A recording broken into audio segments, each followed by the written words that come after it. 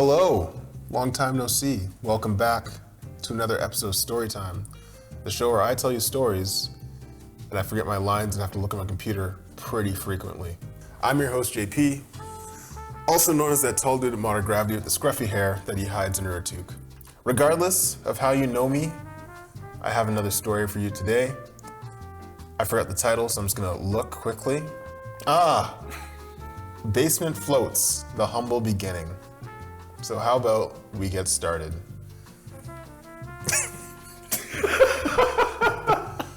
All right. So let me start by shedding some light on how everything was before we decided to build the company. Matt was my friend and roommate years before starting the business, for many of you who don't know. That was in our early and mid-20s, which for us meant partying with our group of friends nearly every weekend and select weekdays.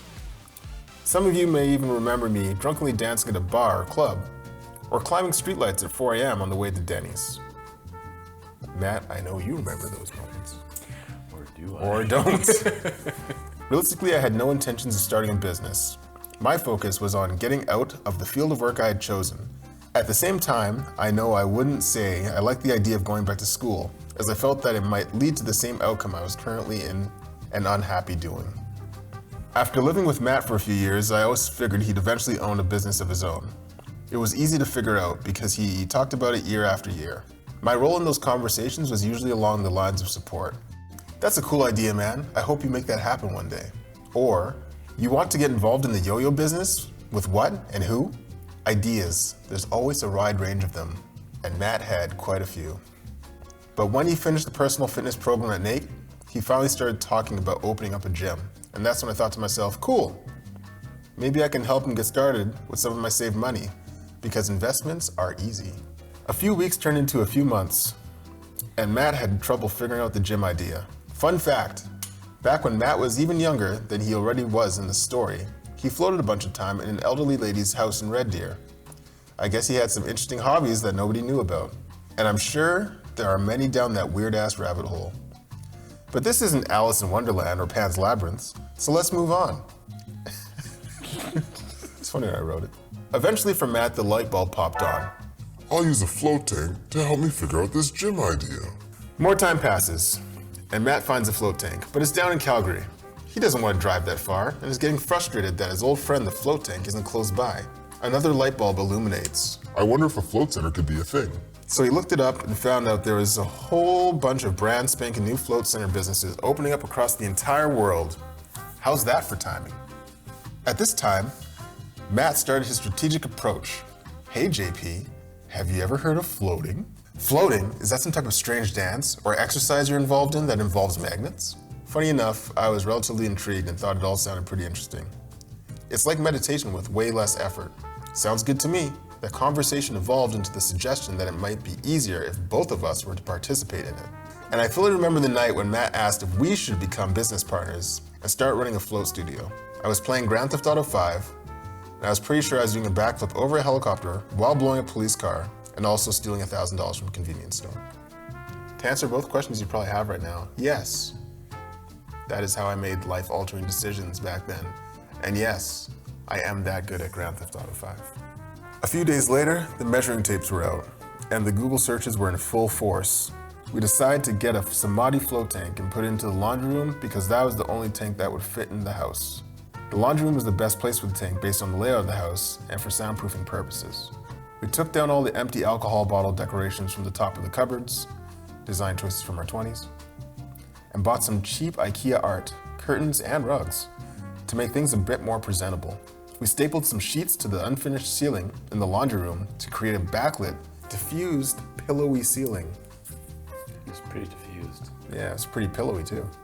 I even got rid of that free couch I got off this friendly man from a local motorcycle forum, which all of my friends remember. Then it was off to the races with things looking spiffy and semi-professional, but not before a quick stint to Europe. This is when I should get a beret, or whatever they wear in Europe. I should get a European hat. It's just, what kind of work do you do to offend the most Europeans? Sorry, Europe. We decided to go on vacation to Iceland and Europe with a group of friends as we figured there might not be much time or potentially funding to do so in the upcoming years. I would go into detail, but that's a whole other story in and of itself. Just know, the trip was delightful, And it's also when I floated for the first time. Again, more on that in a different video. When we returned from the trip, we ordered some supplies from Costco, so just shampoo, body wash, and conditioner, and decided to purchase some laptops from Apple. Fun fact, it's the same laptop that you're probably seeing in the bottom of this video right now, and I really need an upgrade. Shout out to Apple, sponsorship, not gonna happen.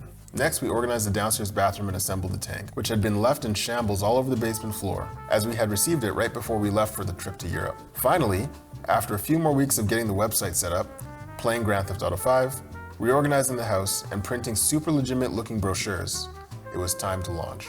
We harassed all of our friends to like our page on Facebook and made the website, which was just a landing page at the time. Then we waited, but before we knew it, we were fully booked. Since we were the only people offering floats in the city at the time, the house was the place to be. People would often pull up to the location, which they thought was a commercial business, because the brochure looked so damn good, and realized it was a home business, and then peeled away down the road, saying, nope, not doing this weird thing in that house today. For us, it was completely understandable as we watched them vigorously drive out of the neighborhood, knowing we would probably never see them again. While running the tank in the house, we did 8 floats per day, starting at 8 a.m. and ending at midnight every day for an entire year straight.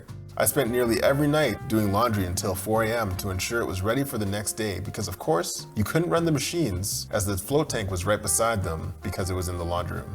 It would have been much too noisy, and nobody would have given us any likes.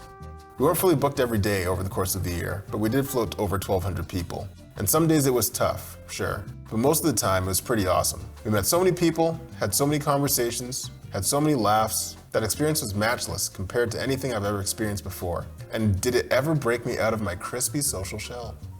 It's like I battered myself and then deep fried myself, and then everybody who came through took a piece of my outer crispy shell, you know? A little nibble. When we finally stopped running the float tank in the house, we ended up selling it to an up-and-coming float center out of town. Then the search for commercial real estate space started. And the indisputable proof of concept journey led us to the 6-tank center we have today.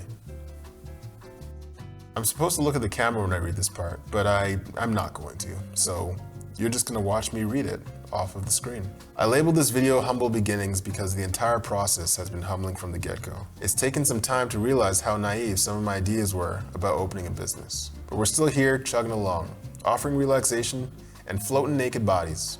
I could get into more subtle details of my naive ideologies. But as always, that's another story for another time.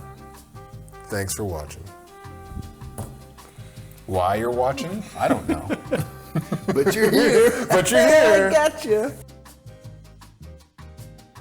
I'd like to thank our non-sponsor, Grammarly, for helping me with my grade 7 writing skills, which apparently it told me I had.